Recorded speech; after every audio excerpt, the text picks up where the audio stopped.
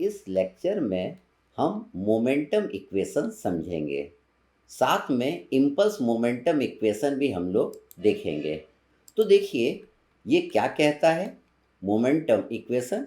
देखिए it is based on the law of conservation of momentum और on the momentum principle which states that the net force acting on a fluid mass is equal to the change of momentum of the flow per unit time in that direction. The force acting on the fluid mass m is given by the Newton's second law of motion. देखिए हम जानते हैं Newton second law of motion क्या बोलता है, it is rate of change of momentum. देखिए momentum क्या होता है, it is product of mass into velocity. अब rate of change of momentum हमें करना है, तो देखिए हम क्या करेंगे, final momentum minus initial momentum, ठीक, इनिशियल मोमेंटम, तो mass into final velocity minus mass into initial velocity. अब हमें तो rate of change of momentum निकालना है, तो हम क्या करेंगे, इसको टाइम से डिवाइड कर देंगे, ठीक। तो ये क्या हो गया, it is our rate of change of momentum हो गया। अगर आप यहाँ से मास को बाहर ले लें तो आपका क्या बचेगा, that is v final minus v initial upon क्या आ जाएगा, टाइम आ जाएगा। और ये v final minus v initial upon time क्या होता है, एक्सेलरेशन होता है। ये क्या आ जाएगा, that is mass into acceleration.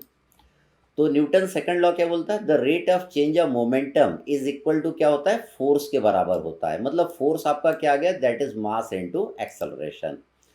तो मोमेंटम इक्वेशन किस पे डिपेंड है, it is based on the law of conservation of momentum और the momentum principle which states that the net force acting on the fluid mass is equal to change in momentum of the flow per unit time in that direction। तो देखिए force हम जानते हैं that is mass into acceleration होता है। हम देखिए यहाँ पे एफ फोर्स है, ए इज द एक्सेलरेशन। हम एक्सेलरेशन को लिख सकते हैं, क्या लिख सकते हैं, that is d v upon d t, हम इसको लिख सकते हैं।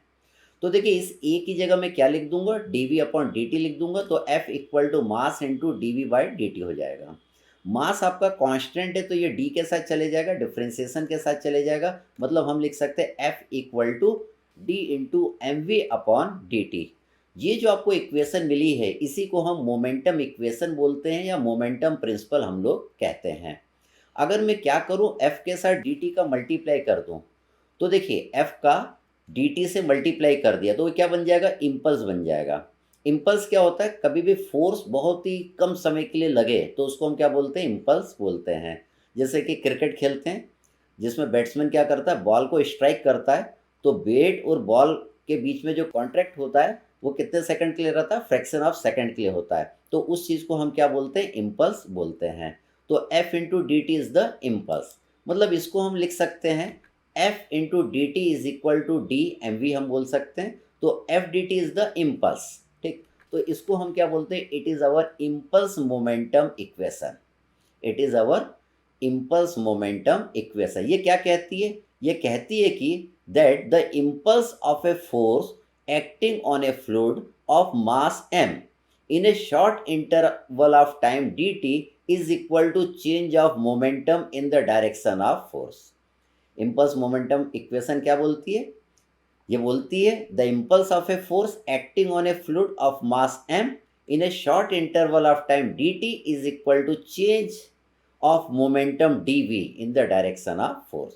तो हम इसका एप्लीकेशन देखेंगे अपने अगले लेक्चर में। Thank you.